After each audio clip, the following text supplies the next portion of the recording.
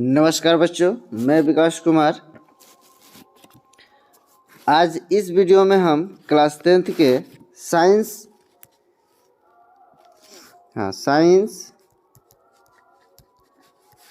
Class 10th का जो है आज ऑब्जेक्टिव्स जो बिहार बोर्ड यानी 18 फरवरी के एग्ज़ाम्स में आने वाले प्रश्नों को हम लेकर आज आए हैं। तो इस वीडियो को अंत तक ज़रूर देखिएगा और अपने दोस्तों के पास शेयर इसको ज़रूर कीजिएगा ताकि ये ज़्यादा से ज़्यादा इस वीडियो को लोग देखें और इस क्वेश्चन को याद करके आप लोग 18 फरवरी के बीएसबी यानी बिहार बोर्ड एग्ज़ाम में आप लोग इस साइंस का क्वेश्चन से लगा सकते हैं आप लोग। तो आइए हम पहला प्रश्न देखते हैं कि टिंडल प्रभाव प्रकाश की कौन सी परिघटना को प्रदर्शित करता है। यानी जो टिंडल प्रभाव है प्रकाश की कौन सी परिघटना को प्रदर्शित करता है। प्रकाश का प्रवर्तन है, प्रकाश का अपवर्तन, प्रकाश का विक्षेपण, प्रकाश का प्रकीर्णन। यानी इसका राइट आंसर हो जाएगा प्रकाश का अपवर्तन का ये प्रदर्शित करता है। यानी कौन सी परिघटना पूछा है ना, तो प्रकाश का अपवर्तन का घटना होता है। चलिए अगला प्रश्न हम देखते हैं। प्रश्न संख्या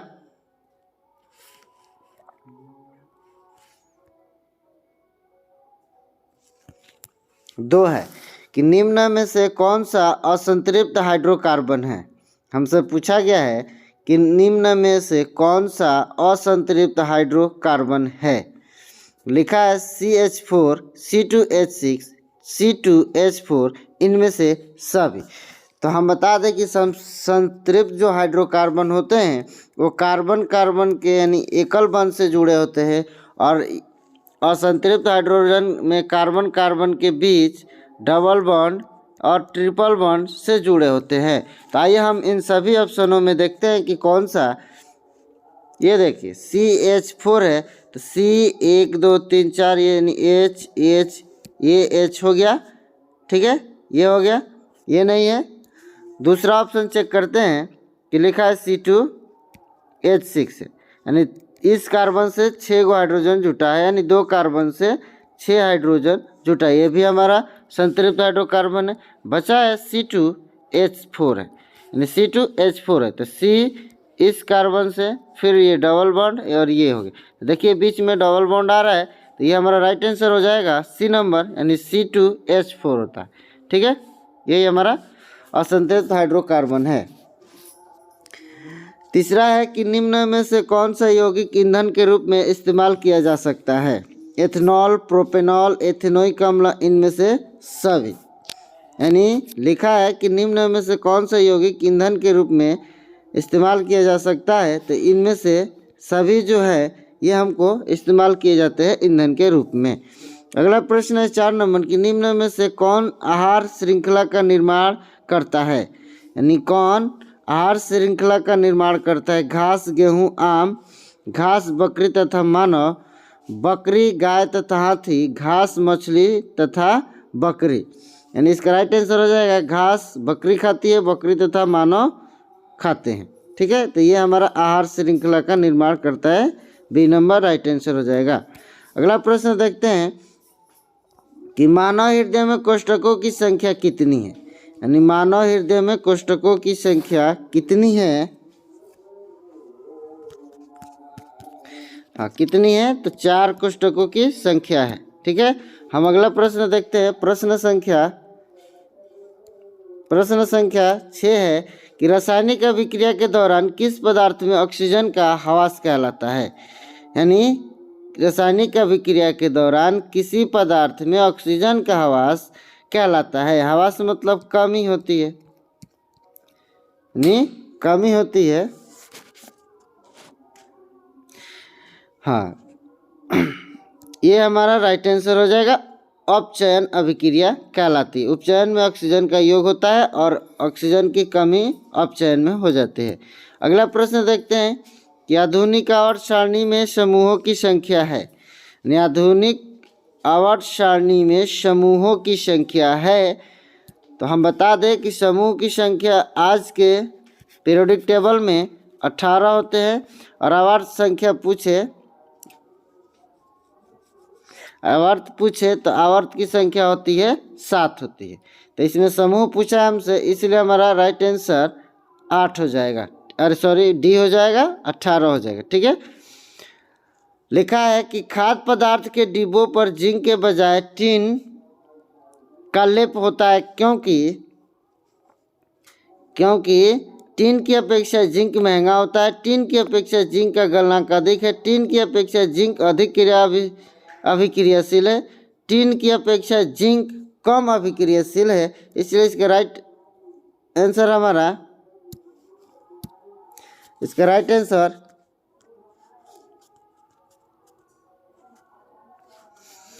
राइट आंसर टिन की अपेक्षा जिंक अधिक अभिक्रियाशील है। आइए हम अगला प्रश्न देखते हैं। प्रश्न संख्या 9 है कि निम्नांकित में से कौन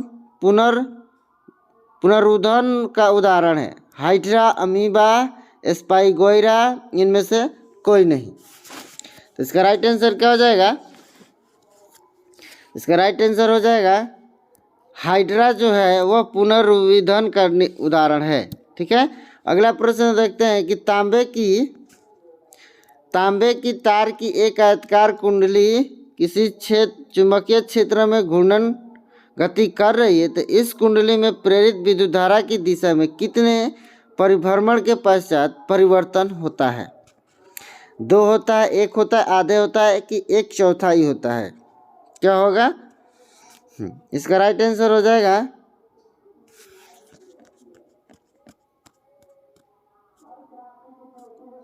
इसका राइट आंसर हो जाएगा आधे होती है। ठीक है। अगला प्रश्न हम करेंगे 11 का कि सल्फर परमाणु की वायतम कक्षा में इलेक्ट्रॉनों की संख्या कितनी होती है? यानी सल्फर जो है इसका परमाणु संख्या 16 होता है। ये होता है 2, 8, 10, 6, 16। ये कितना हो गया? इसके बाहरी कक्षा में 6 इलेक्ट्रॉन बचे हैं, तो ये राइट आंसर हो जाएगा 6 हो जाएगा। ठीक है। चलिए अगला प्रश्न देखते हैं। ग्लूकोज के एक अणु में ऑक्सीजन के कितने परमाणु होते हैं? 4, 6, 8, 12। यानी ग्लूकोज के एक अणु में ऑक्सीजन के कितने परमाणु होते हैं? कितने होते हैं? तो होते हैं 6 होते हैं। यानी ग्लूकोज की C6H12O6 होता है। ठीक है। ये ग्लूकोज का। अगला क्वेश्चन देखते हैं कि नई कार्तीय चिन्ह परिपाटी के अनुसार दर्पण के सामने रखे गए बिंब की बिंब दूरी ली जाती है। धनात्मक, ऋणात्मक, कभी धनात्मक, कभी ऋणात्मक, कभी इनमें से कोई नहीं। तो इसका राइट आंसर हो जाएगा कि ऋणात्मक ली जाती है। अगला प्रश्न देखते हैं कि पित्त रस कहाँ से स्रावित होता है? अग्नाशय से, यकृत से, छोटी आंत से, इनमें से कोई नहीं। तो ये होता है यकृत से, यानी लीवर से हमारा पित्त स्रावित होता है। अगला प्रश्न हम देखते हैं। प्रश्न संख्या है निम्नांकित में से कौन मलेरिया परजीवी है? प्लाज्मोडियम, लिस्मेनिया, प्रोटोजोआ, इनमें से कोई नहीं। तो 15 का राइट आंसर हो जाएगा ए नंबर, यानी प्लाज्मोडियम। इसका राइट आंसर हो जाएगा प्लाज्मोडियम। चलिए अगला प्रश्न हम देखते हैं 16 नंबर कि एल्युमिनियम पर मोटी ऑक्साइड की परत बनने की प्रक्रिया कहलाती है? जस्तीकरण, एरोडीकरण, समृद्धिकरण, इनमें से कोई नहीं। क्या कहलाएगा?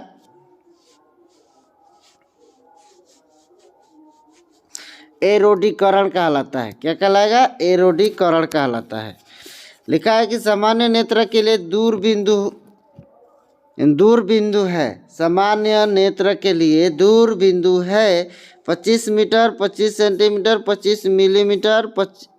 डी ऑप्शन है अनंत में। हाँ, दूरबिंदु होता है वो होता है हमारा अनंत होता है। ठीक है। इसका राइट आंसर हो जाएगा अनंत होता है। ठीक है।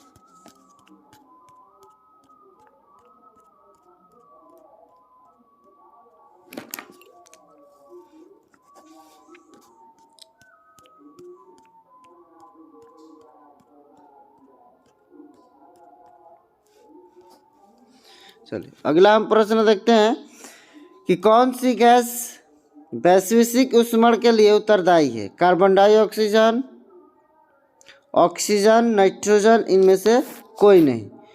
तो आइए 18 का राइट आंसर देखते हैं। इसका राइट आंसर हो जाएगा कार्बन डाइऑक्साइड यानी CO2 होता है। ठीक है, CO2 हो जाएगा। अगला प्रश्न देखते हैं कि कौन सा अजैव निम्नीकरण कचरा है?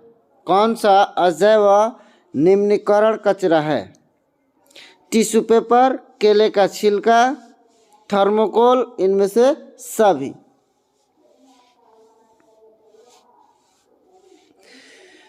इनमें से थर्मोकोल जो है वो हमारा अजैव नमनीय कचरा है। ठीक है, चलो अगला हम प्रश्न देखते हैं। प्रश्न संख्या 20 लिखा है कि निम्न में से किस लेंस की फोकस दूरी धनात्मक होती है? अवतल लेंस, उत्तल लेंस, समतल अवतल, इनमें से कोई नहीं। तो लेंस की जो फोकस दूरी होती है हमेशा उत्तल लेंस की होती है। ठीक है, उत्तल लेंस की फोकस दूरी हमारा धनात्मक होती है।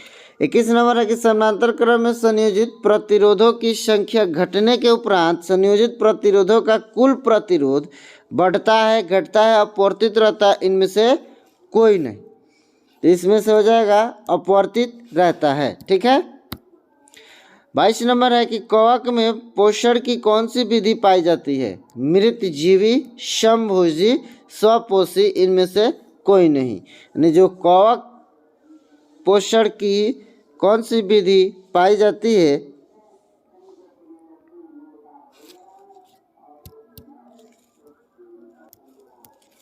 हाँ, इसमें हमारा कवक में पोषण की कौन सी विधि पाई जाती है? वो होती है मृतजीवी होती है। ठीक है, मृतजीवी होती है। चलिए अगला प्रश्न हम देखते हैं। प्रश्न संख्या 23 पूछा गया है। 23 पूछा गया है कि निम्न में से कौन सा पद विद्युत परिपथ में विद्युत शक्ति को निरूपित करता है? I²R, I, R², V²I। ये लिखा है डी नंबर कि VI²। हाँ, मतलब विद्युत परिपथ में विद्युत शक्ति को निरूपित करता है। ठीक है, I²R, ये हो जाएगा I²R।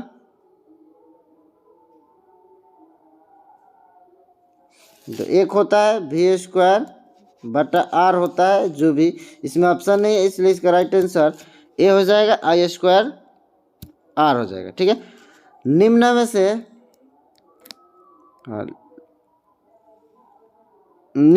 से कौन सा अंग संवेदी ग्राही नहीं है? कान, आँख, नाक, दिमाग। मैंने पूछा गया है कि संवेदी ग्राही नहीं है। कान है, आँख है, नाक है, दिमाग है। तो इसका राइट आंसर हो जाएगा दिमाग। किस दर्पण का उपयोग सामान्यतः वाहनों को पश्च दृश्य दर्पणों के रूप में किया जाता है? समतल, अवतल, उत्तल, इनमें से कोई नहीं। तो इसका राइट आंसर हो जाएगा उत्तल दर्पण का उपयोग किया जाता है, जो कि वाहनों के साइड मिरर में किया जाता है। अगला है कि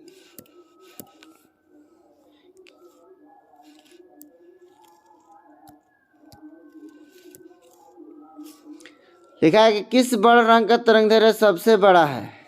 किस बड़ रंग का तरंगदैर्घ्य सबसे बड़ा है? लाल, नीला, पीला, बैगनी। किसका सबसे ज़्यादा है? तो ये लाल का सबसे ज़्यादा होता है और बैगनी का कम होता है। ठीक है, चलिए अगला प्रश्न देखते हैं। हाँ, प्रश्न संख्या है कि समजात अंगों का उदाहरण है हमारा हाथ और कुत्ते के अग्रपाद, हमारे दांत और हाथी के दांत, ओष और घास के ऊपरी भूतारी, उपयुक्त सभी। इसमें का राइट आंसर हो जाएगा हाथ और कुत्ते के अग्रपाद हमारा समजात अंग होता है। चलिए अगला हम प्रश्न देखते हैं कि निम्न में से उत्तम ऊर्जा स्रोत कौन सा है? कोयला, लकड़ी, पेट्रोलियम, बायोमास। यानी उत्तम मतलब अच्छा ऊर्जा क्या है? बायोमास है। क्या है? बायोमास है। अगला हम प्रश्न देखते हैं कि कौन अंतःस्रावी और बाह्यस्रावी ग्रंथि जैसा कार्य करता है? अग्न्याशय, पीयूष ग्रंथि, अंडाशय, विसरण। कौन करेगा इसमें? कौन सा अंतःस्रावी बाह्यस्रावी ग्रंथि जैसा कार्य करता है? अग्न्याशय, पीयूष ग्रंथि, अंडाशय और ये है वृषण। तो इसका राइट आंसर हो जाएगा अंडाशय करता है। ठीक है, अंडाशय करेगा। अगला प्रश्न है कि फ्लेमिंग के वामहस्त नियम में बायां हाथ की तर्जनी संकेत करती है? चालक और आरोपित विद्युत बल की दिशा, चुंबकीय क्षेत्र की दिशा, चालक में प्रवाहित विद्युत धारा की दिशा, इनमें से कोई नहीं। इसका राइट आंसर हो जाएगा चुंबकीय क्षेत्र की दिशा को करेक्ट है। अगला प्रश्न है निम्न में से कौन गंगा प्रदूषण के लिए उत्तरदायी नहीं है? गंगा में मछली पालना, गंगा में कपड़ों धोना, गंगा में अध जले शौक को बहाना, गंगा में रासायनिक अपशिष्ट। ये गंगा में मछली पालना हमारा गंगा प्रदूषण के लिए उत्तरदायी नहीं है। ठीक है, पुष्प का नर जननांग कहलाता है? पुंकेसर, जयनांग, पंखुड़ी, इनमें से कोई नहीं। ये हो जाएगा इसका राइट आंसर, ये हो जाएगा पुंकेसर कहलाता है। ठीक है,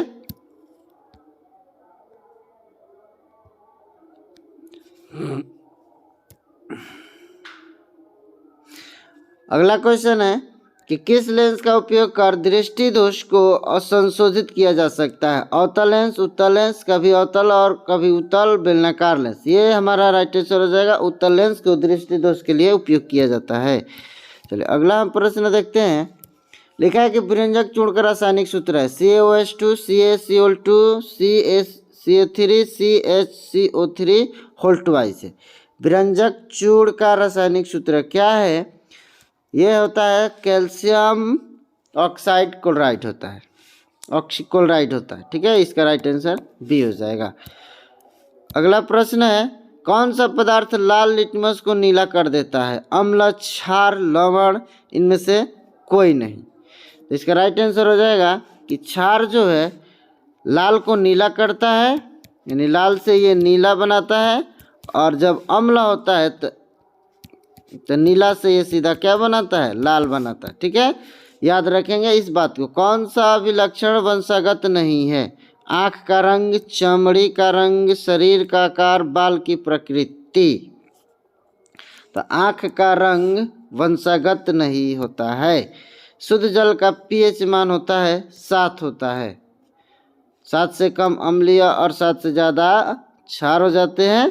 ठीक है, हाँ, अगला हम प्रश्न देखते हैं कि कौन सा कार्बन यौगिक सबसे अधिक अभिक्रियाशील है? CH4 C2H6 C2H4 C3H8 है।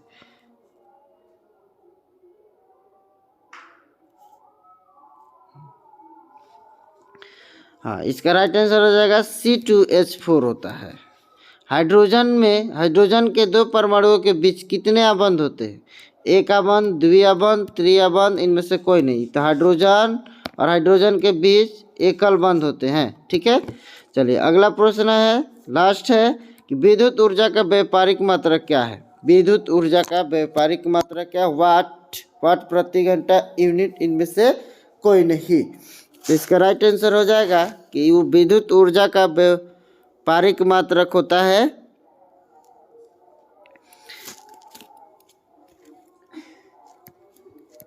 वाट घंटा होता है, या हम लोग एक यूनिट नहीं। चलिए ठीक है, इसका राइट आंसर हमारा वाट घंटा हो जाएगा। तो थैंक यू, जय हिंद, जय भारत।